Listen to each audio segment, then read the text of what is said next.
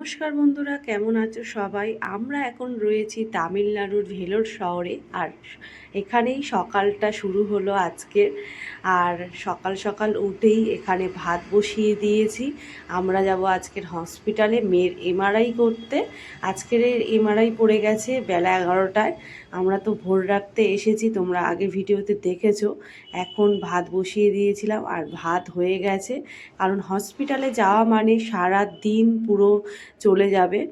আর মানে সেই সকালবেলা গেলে বিকালে ফিরতে হবে, আবার অনেক সময় 3-4 ঘন্টায় কমপ্লিট হয়ে যায় ডাক্তার ফাক্তার দেখানো। তা আজকের আমাদের ডাক্তার দেখানো নেই, আজকের আমাদের মেয়ের এমআরআই মানে রিপোর্ট করার আছে। আর ডাক্তার 2 দিন পরে দেখবে। তাই সকালবেলা একটু ভাত, ডিম সিদ্ধ, আলু সিদ্ধ ঘি দিয়ে খেয়ে তিনজনে ঘর থেকে বেরিয়ে পড়লাম।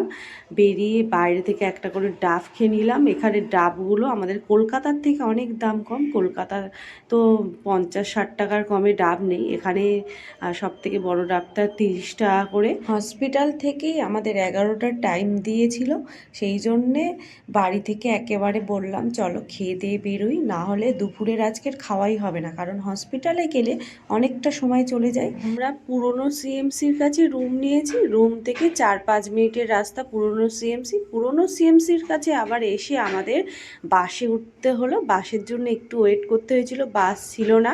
এই বাস আমাদের রানীপেট ক্যাম্পাসে পৌঁছে দেবে।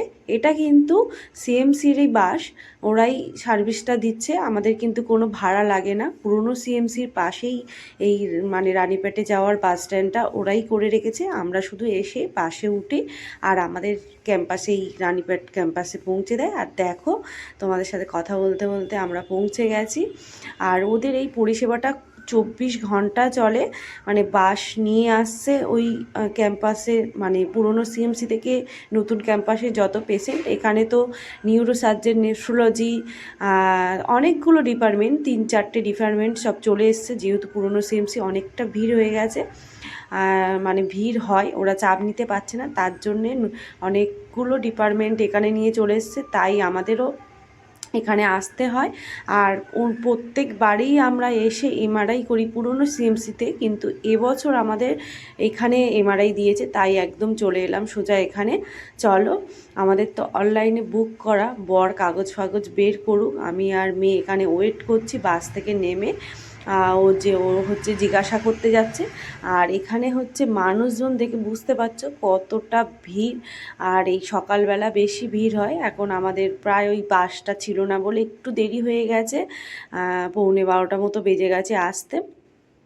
আর ওখান থেকে পুরনো সিএমসি থেকে নতুন সিএমসি আসতে 20 থেকে 25 মিনিট সময় লাগে বাসে। আর তারপরে বর হচ্ছে কাগজ বের করছে বলে আমরা একটু চার্চে এলাম। এটাই হলো এখানকার সবথেকে সুন্দর জায়গা। এবং প্রভু যিশের যে কত মানুষের মানে ভালো করছে কি বলবো, এখানে না এলে সত্যি বুঝতে পারতাম না। আর আমরা এলেই তো আগে প্রভুর কাছে প্রার্থনা করি, তারপরে হচ্ছে ভিতরে ডাক্তার দেখাতে যাই। আর এদিকে কাগজপত্র বের করে নিয়ে ভিতরে চলে এলাম। এসে এমআরআইও হয়ে গেছে। অনেকক্ষণ একটু ওয়েট করতে হয়েছিল, যেহেতু আমাদের অনলাইনে বুক।